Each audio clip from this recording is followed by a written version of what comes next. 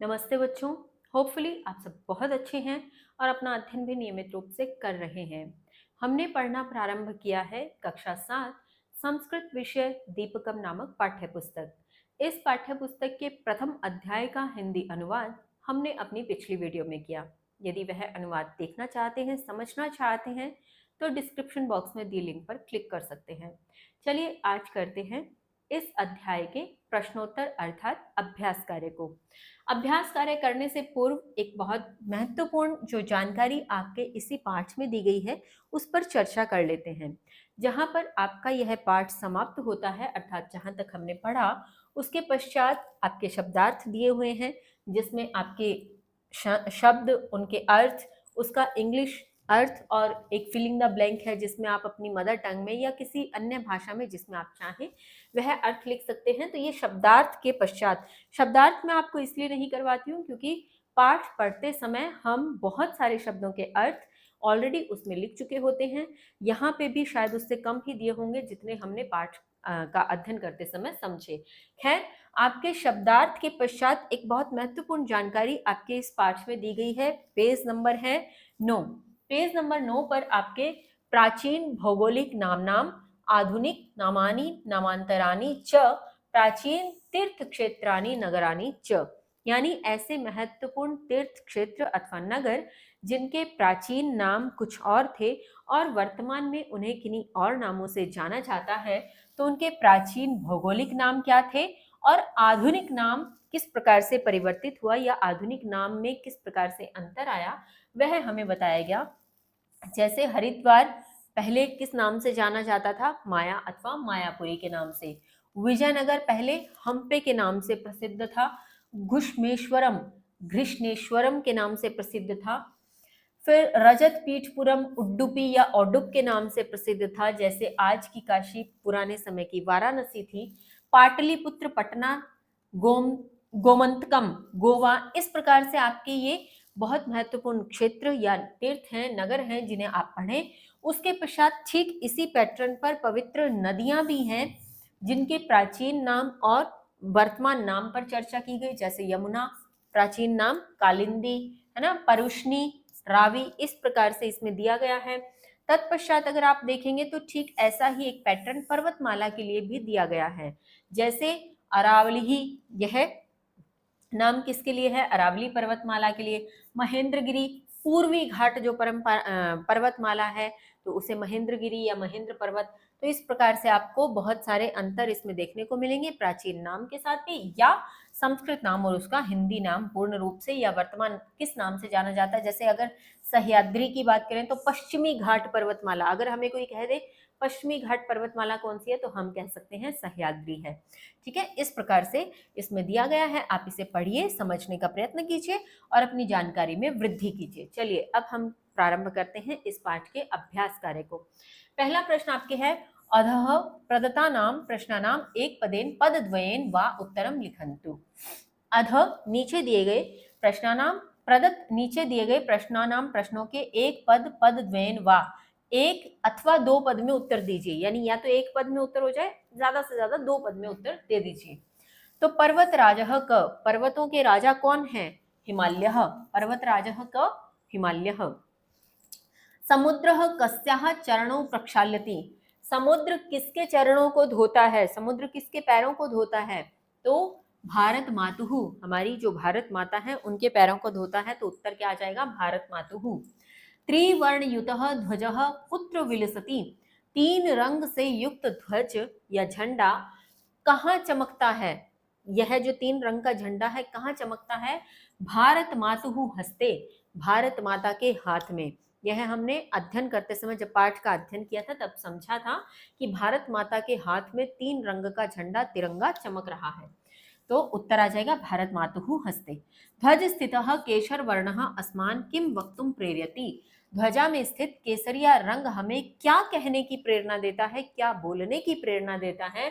तो हमें ध्यान होना चाहिए जयतु सैनिकः, यानी सैनिकों का शौर्य, उनकी जो अपने आप को अर्पण कर देने की जो भावना है, बलिदान की जो भावना है, उसका प्रतीक है यह केसरिया रंग।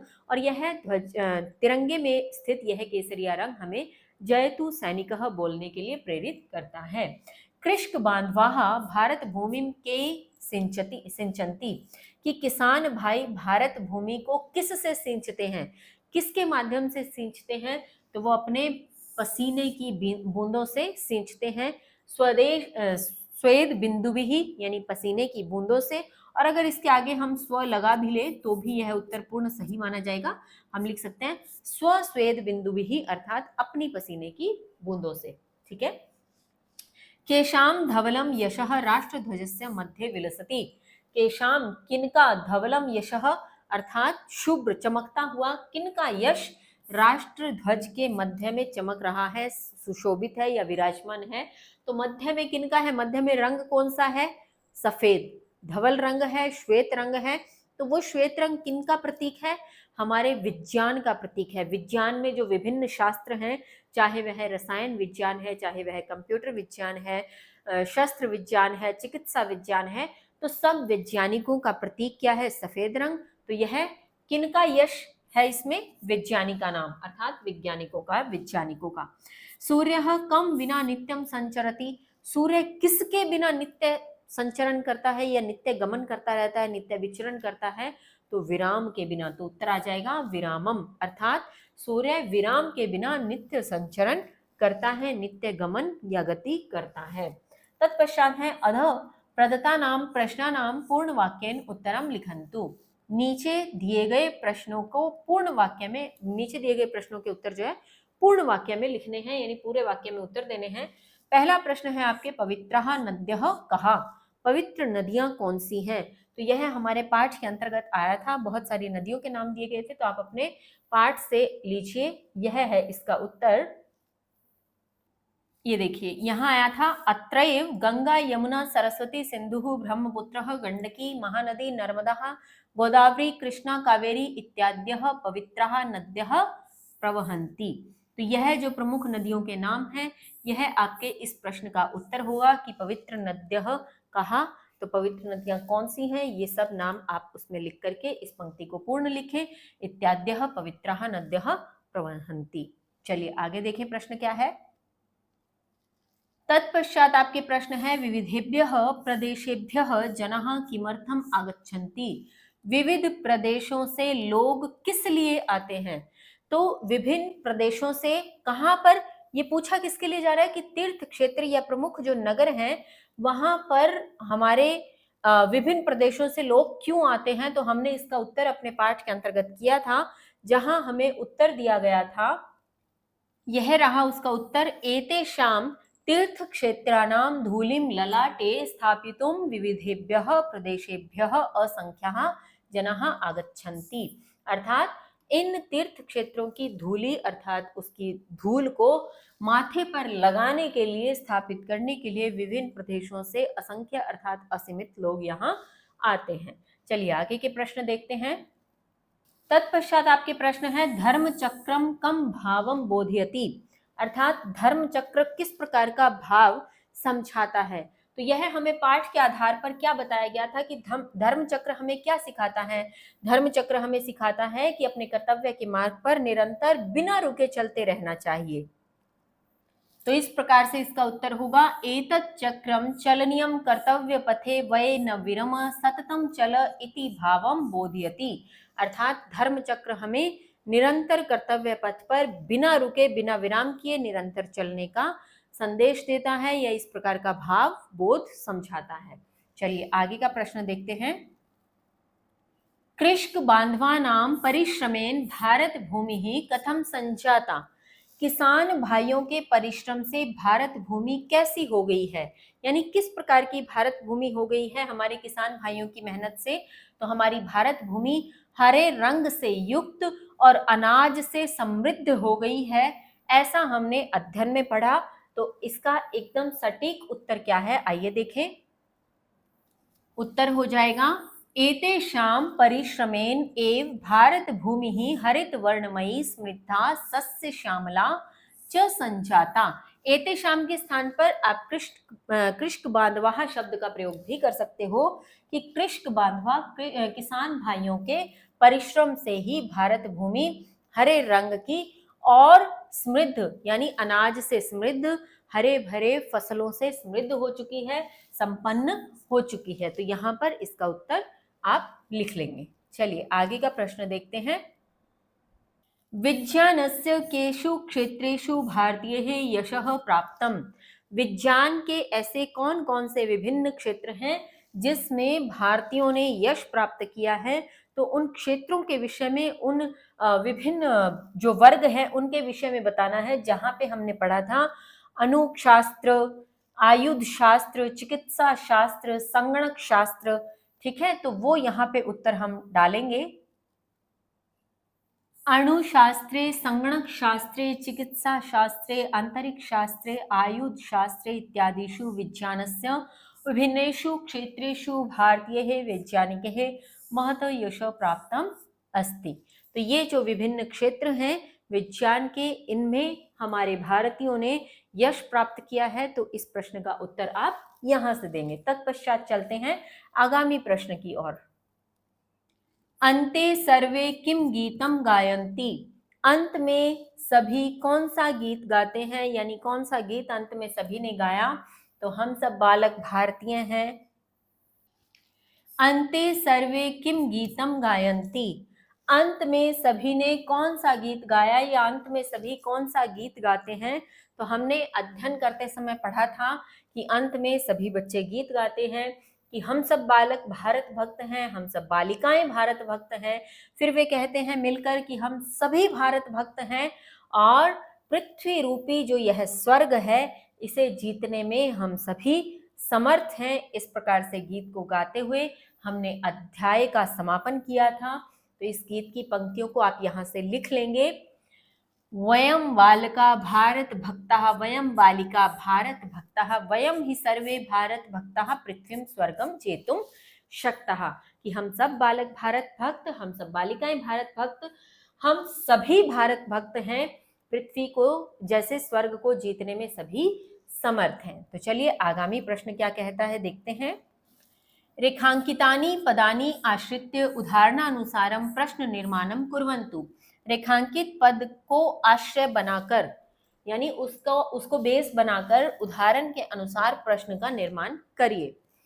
जैसे एग्जाम्पल देखते हैं, अस्माकम वत्सला भारत माता। तो यहाँ रेखांकित पद कौन सा था? अस्माकम।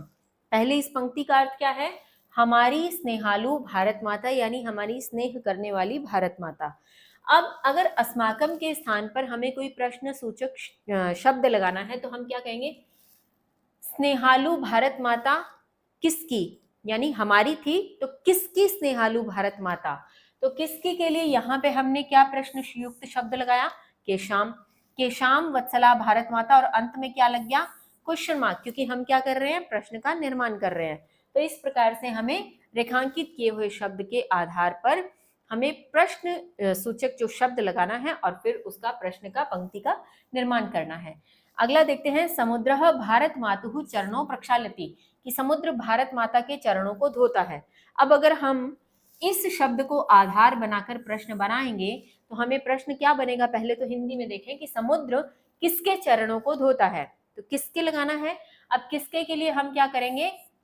हमारा जो सर्वनाम रूपी प्रश्न रूपी शब्द है, क्या उसका जो शब्द रूप है उसके अनुसार हम यहाँ से शब्द ले लेंगे। अब बस ये ध्यान रखना, जैसे यहाँ षष्ठी विभक्ति का प्रयोग हुआ है तो यहाँ भी षष्ठी विभक्ति का स्त्रीलिंग वाला शब्द आ जाएगा। क्योंकि भारत माता क्या है? स्त्रीलिंग में है, तो स्त्रीलिंग वाला शब्द आ जाएगा। ये फिर से आपको मैंने पिछली कक्षा में भी दोहराया था, और चूंकि यह 7th क्लास का फर्स्ट ही चैप्टर है तो आपको कह रही हूँ, आपने 6th क्लास में पढ़े होंगे शब्द रूप, तो आपको ये शब्द रूपों को पढ़कर याद करना पड़ेगा। उनके आधार पर ही आप यहाँ शब्दों का चयन कर पाएंगे, अन्यथा रट्टा तो आप कर ही रहे हैं, है ना।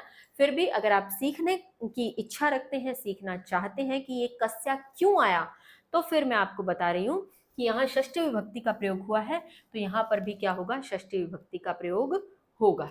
ठीक है, प्रश्न रूपी शब्द में। जनाः तीर्थ क्षेत्राणां धूलिं ललाटे स्थापयन्ति। कि लोग तीर्थ क्षेत्रों की धूलि को कहाँ ललाट में स्थापित करते हैं, यानी माथे पर लगाते हैं। तो प्रश्न अगर बनाना इस शब्द की जगह तो कहाँ लगाते हैं। अब कहाँ के लिए एक शब्द है, सीधा भी याद कर सकते हैं, कुत्र।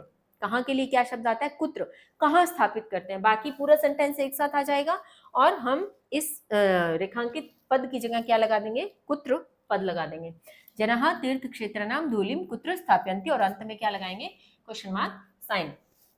फिर है वीरः भारत मातु सर्वदा सेवाम कृतवन्तः, वीरों ने भारत भूमि की हमेशा सेवा की। अब यहाँ प्रश्न सूचक शब्द लगाना है, तो किसने भारत भूमि की सदा सेवा की, तो किसने के लिए क्या लगाएंगे यहाँ, के, और बाकी सेंटेंस पूरा का पूरा वैसे लिखते हुए अंत में प्रश्न सूचक चिन्ह। जयतु कृषकः इति वक्तुम अस्मान् प्रेरति, जयतु कृषकः यह बोलने के लिए हमें प्रेरणा देता है। यह बोलने के लिए किन्हें प्रेरणा देता है, अगर यहाँ शब्द हम लगाएंगे प्रश्न वाला तो किन्हें, कान, क्या आ जाएगा, कान प्रेरयति, और बाकी का वैसे ही रहेगा। नदी कष्टानि सहमाना प्रवहति, नदी कष्टों को सहकर बहती है। कौन कष्टों को सहकर बहती है, तो कौन के लिए क्या आ जाएगा, का। फिर है वयम गौरव वर्धनार्थम प्रयत्नम कुर्म, हम गौरव की वृद्धि के लिए प्रयत्न करते हैं। किसके, हम तो वैसे इसका अगर पाठ के अनुसार देखें तो हमने पूरी पंक्ति एक साथ पढ़ी थी कि हम भारत माता की वंदना करते हैं और इसके गौरव की वृद्धि के लिए प्रयत्न करते हैं। यहाँ पे हमें दिया है हम इसके गौरव की वृद्धि के लिए प्रयत्न करते हैं, तो हम इसके गौरव की वृद्धि के लिए क्या करते हैं, प्रयत्न की जगह क्या आएगा, क्या, तो किम कुर्मः। इस प्रकार से आप इन शब्दों का जो है अर्थ प्रश्न सूचक शब्द बनाते हुए इसको लिखते चलेंगे। अब आप चाहें तो एक बार के लिए मैंने यहाँ पे पूरा इसको क्लियर कर दिया है, आप यहाँ से इसका स्क्रीनशॉट ले लीजिए, जिससे आप अपनी पुस्तक में इसको अच्छे से उतार पाएं, याद कर पाएं, समझ पाएं। चलिए आगे के प्रश्न पे चलते हैं।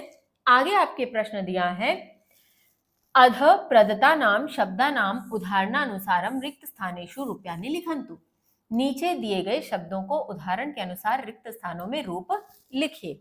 यानी कुछ रिक्त स्थान है और कुछ शब्द दिए गए हैं, आगे यहाँ पर विभक्ति बताई है कि कौन कौन सी विभक्ति में किस प्रकार से हमें रूप बदलना है, लिखते चलेंगे। तो जैसे द्वितीय विभक्ति, यहाँ पे चरणम शब्द दिया तो चरणम चरणों इन्होंने दे दिया, और बहुवचन क्या बनेगा, चरणान। चरण के किससे बनेंगे, राम से, रामम रामो रामाण, तो यहाँ क्या हो गया, चरणम चरणौ चरणान। वही बात फिर से दोहराती हूँ कि आपको कुछ शब्द रूप चुनिंदा याद करने पड़ेंगे, जैसे अकारांत पुल्लिंग में राम की याद कर ले, अकारांत नपुंसक लिंग में आप फल के याद कर ले, इकारांत में आप नदी के याद कर ले, आकारांत स्त्रीलिंग में रमा के याद कर ले। तो ऐसे करके कुछ एक चुनिंदा जब शब्द रूप आप याद करेंगे, चूंकि आपके इस पुस्तक के अंत में शायद दिए भी गए हैं, मैंने पूरा देखा नहीं, अभी देखेंगे और फिर इस पे चर्चा भी करेंगे कि आपको किस प्रकार से इसको याद करना है। फिलहाल मैं आपको इसलिए संक्षेप में बोल रही हूँ फटाफट, मैं जानती हूँ आपने छठी क्लास में इसको पढ़ा होगा, याद भी किया होगा, तो उसका दोहरान ही है एक तरह से। तो राम के शब्द रूपों की तरह चरण के चलेंगे। अब नदी के आपको इकारांत में याद करने के लिए कहा ही है, तो प्रथमा विभक्ति नदी की क्या होती है, नदी, नद्यो, नद्यः, तो जहां रिक्त स्थान आते जाएंगे वहां भरते चलेंगे। फिर ललाट, यहाँ पे शब्द है, सप्तमी विभक्ति बनानी है। अब फल की जगह फलम फले, सप्तमी विभक्ति है ना, तो फलम फलेओ फलेषु, तो यहाँ क्या बन जाएगा, ललाटे ललाटेओ ललाटेषु, इस प्रकार से बन जाएगा। फिर चतुर्थी विभक्ति किसकी, देशाय, तो देशाय देशाभ्याम देशेभ्यः, अगर हम करें फलाए फलाभ्याम फलेभ्यः, इस प्रकार से, है ना। आगे है चक्रम, अब फल की प्रथमा विभक्ति क्या होती है, फलम फले फलानी, चक्र की क्या हो जाएगी, चक्रम चक्रे चक्राणी, इस प्रकार से बनती चलेगी। तृतीय विभक्ति देखें, अब राम की अगर तृतीय विभक्ति देखें तो रामेन राम रामाभ्याम रामये, रामेन रामाभ्याम रामये है, इस प्रकार से। तो वैज्ञानिकेन वैज्ञानिकाभ्याम वैज्ञानिकये है, और आपके अगर अकॉर्डिंग उच्चारण बोलूं तो वैज्ञानिकेन वैज्ञानिकाभ्याम वैज्ञानिकये है, ठीक है। तत्पश्चात प्रथमा विभक्ति किसके लिए, अहम की, अहम एक सर्वनाम रूपी शब्द है, मैं के लिए प्रयुक्त होता है, तो अहम आवाम वयम, मैं, हम दोनों, हम सब, इस प्रकार से आप लेंगे। षष्ठी विभक्ति किसकी लगानी है, विज्ञान की, तो षष्ठी विभक्ति जैसे रामस्य रामयो रामानाम, तो यहाँ क्या आएगा, विज्ञानस्य विज्ञानयोः विज्ञानानाम, इस प्रकार से आप इसको याद करेंगे, लिखेंगे। अगर आप फिलहाल स्क्रीनशॉट लेना चाहें तो ले सकते हैं, तत्पश्चात अपनी पुस्तक में लिख करके और इसको याद करने का प्रयत्न करें। चलिए अब चलते हैं आगामी प्रश्न की ओर। आगामी प्रश्न हमसे कह रहा है, अध प्रदत्तानि वाक्यानि पठित्वा मातृभाषायां प्रांतीय भाषायां आंग्ल भाषायां वा अनुवादं कुर्वन्तु। अध नीचे दिए गए वाक्यों को पढ़कर मातृभाषा में यानी मदर टंग में, प्रांतीय भाषा यानी आपकी जो क्षेत्रीय भाषा है, या फिर आंग्ल भाषा में अनुवाद करिए, यानी किसी भी भाषा में आप इसका अनुवाद कर सकते हैं और उसको लिखिए। यहाँ तो संस्कृत में दिया गया है, हमने हालांकि ये सब पंक्तियां अपने पाठ के अनुसार पढ़ी है। भारत भूमौ पवित्रः नद्यः प्रवहन्ति, यानी भारत भूमि में पवित्र नदियां बहती हैं। अब यहाँ पर इन्होंने कहा था या तो मदर टंग में लिखें, क्षेत्रीय भाषा में लिख दें, आंग्ल भाषा में लिख दें, या किसी भी, मैंने एक बार के लिए हिंदी में इसलिए लिखा है, आप जहां से बिलोंग करते हैं, आपके घर की जो भी मदर टंग है, आप इसको उसमें बदल लें। मैंने हिंदी में आपको दे दिया है, आप चाहें तो इसको मदर टंग में बदल लें। आप अगर मान लीजिए गुजरात में रहते हैं तो गुजराती में बदल लें, आप अगर कहीं महाराष्ट्र में रहते हैं तो आप इसको कन्नड़ की जो भाषा है उसमें आप बदल सकते, महाराष्ट्रियन लैंग्वेज में बदल सकते हैं, कर्नाटक में है तो कन्नड़ में, इस प्रकार से आप स्वयं बदल सकते हैं। मैंने आपको हिंदी में लिख करके दे दिया है, तो आप अपनी चाहे तो मदर टंग में डालें, चाहे क्षेत्रीय भाषा में डालें, और यदि दोनों नहीं तो आप इसका अनुवाद आंग्ल भाषा में यानी अंग्रेजी में भी कर सकते हैं। तो मैं हिंदी में आपको लिखवाती चलती हूँ। भारत भूमौ पवित्रः नद्यः प्रवहन्ति, भारत भूमि पर पवित्र नदियां बहती हैं।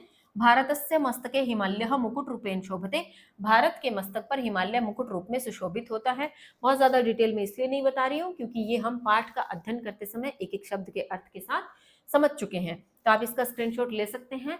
आगे देखते हैं, आगे इसमें दी गई हैं पंक्तियां। भारत भूमौ श्रेष्ठः पर्वता विराजन्ते, भारत भूमि पर श्रेष्ठ पर्वत विराजमान है। राष्ट्रध्वजे केशरः श्वेतः हरितः च वर्णाः सन्ति, राष्ट्रध्वज में केसरिया, सफेद और हरा रंग है। ठीक है, उसके पश्चात है वयम भारते जन्म प्राप्तवन्तः, हम सभी ने भारत में जन्म प्राप्त किया। आप इसका भी स्क्रीनशॉट ले लीजिए। तत्पश्चात आप हिंदी में लिखें, आंग्ल में लिखें, प्रांतीय भाषा में अथवा अपनी मदर टंग में लिखें, वह आपका चुनाव है। चलिए आगे देखते हैं। आगे आपके दिया गया है प्रश्न, अध प्रदत्तानां शब्दानां उदाहरणानुसारं विभक्तिं वचनं च लिखन्तु, नीचे दिए गए शब्दों के उदाहरण स्वरूप विभक्ति वचन लिखे, यानी कौन सी विभक्ति का कौन सा वचन है वह शब्द, तो हमें वह बताना है। जैसे भारत माता प्रथमा विभक्ति का एक वचन है, नद्यः प्रथमा विभक्ति का ही बहुवचन है, नदी नद्यो नद्यः, ललाटे सप्तमी विभक्ति का एक वचन है, तीर्थ क्षेत्राणां षष्ठी का बहुवचन है, देशस्य षष्ठी का एक वचन है, बलिदानम प्रथमा का एक वचन है, कृषिवल बांधवाः प्रथमा विभक्ति का बहुवचन है, अस्मान द्वितीय विभक्ति का बहुवचन है, और क्षेत्रेषु सप्तमी विभक्ति का बहुवचन है। यह सब आपको तभी याद हो पाएंगे अच्छे से, या आपको तभी समझ आएंगे जब आप शब्द रूप याद करेंगे। अन्यथा आप एक बार के लिए इसका स्क्रीनशॉट लें और अपनी पुस्तक में लिख करके इनको याद करने का प्रयत्न करें।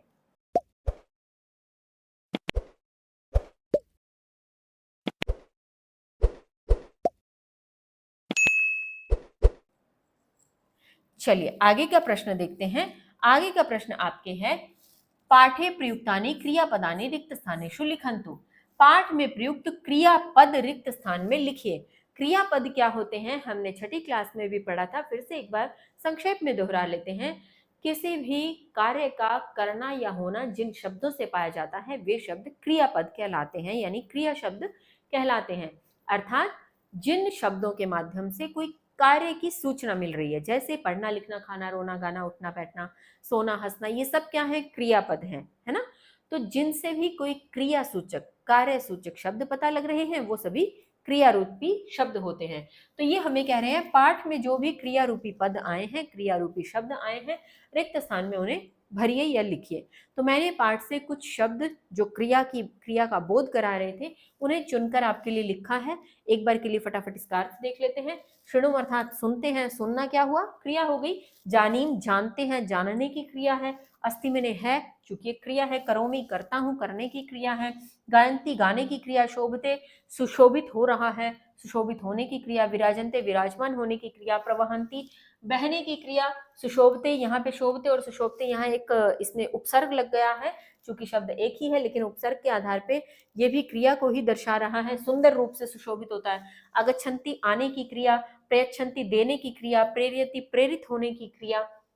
सिंचति सींचने की क्रिया, विराजते विराजमान होने की क्रिया, विलसति चमकने की क्रिया और बोधयति समझाने की क्रिया। तो इन सभी शब्दों के अर्थ संस्कृत के आधार पर, हिंदी में हमने पाठ के आधार पर देखे थे। चूंकि ये क्रिया रूपी शब्द हैं, आप इनका एक स्क्रीनशॉट लीजिए, अपनी पुस्तक में लिखिए और इनको याद कीजिए कि ये किस प्रकार से क्रिया रूपी शब्द दर्शाए गए हैं। चलिए आगे के प्रश्न चलते हैं। आगे आपके प्रश्न दिया है, अधः प्रदत्ता नाम क्रियापदा नाम त्रिषु पुरुषेषु त्रिषु वचनेषु च लट लकारस्य रूपाणि लिखन्तु।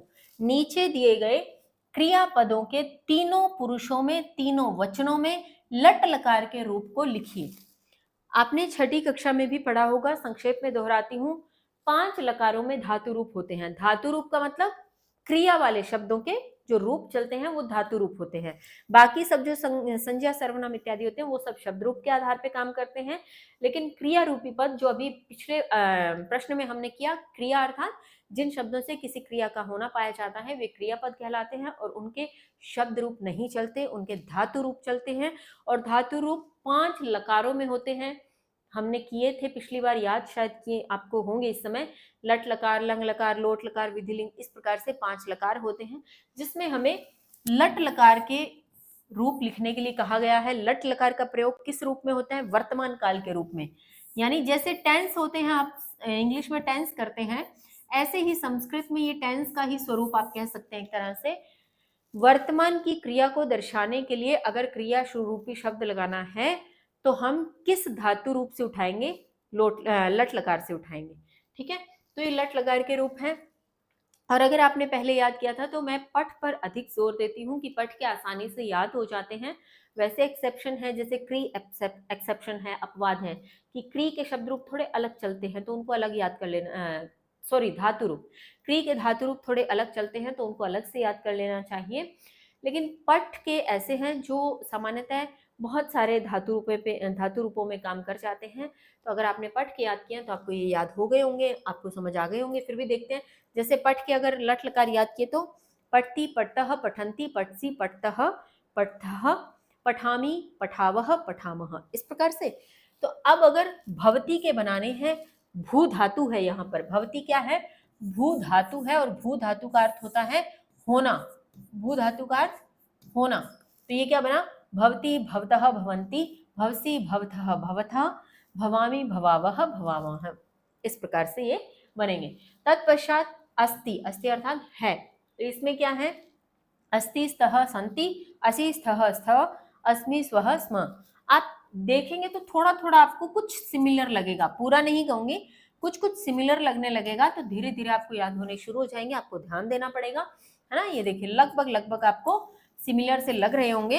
हाँ, थोड़ा बहुत अंतर आएगा क्योंकि जैसे जैसे क्रिया का जो मुख्य पद है वह बदलेगा तो अंतर तो आएगा ही, लेकिन उसका जो एक प्रारूप है, पैटर्न है, वो लगभग सेम रहता है क्योंकि यह अलग से चलते हैं।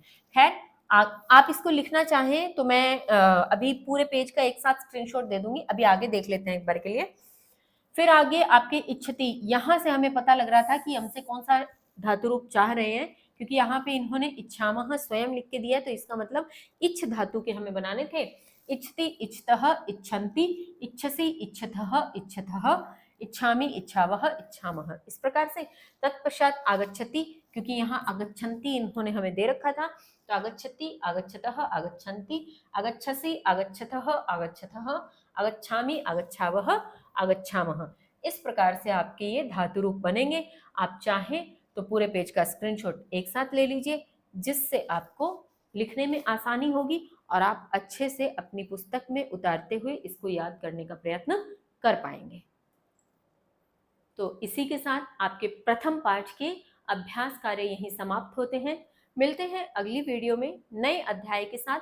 तब तक के लिए स्वस्थ रहिए, मस्त रहिए, पढ़ते रहिए। जय हिंद, जय भारत।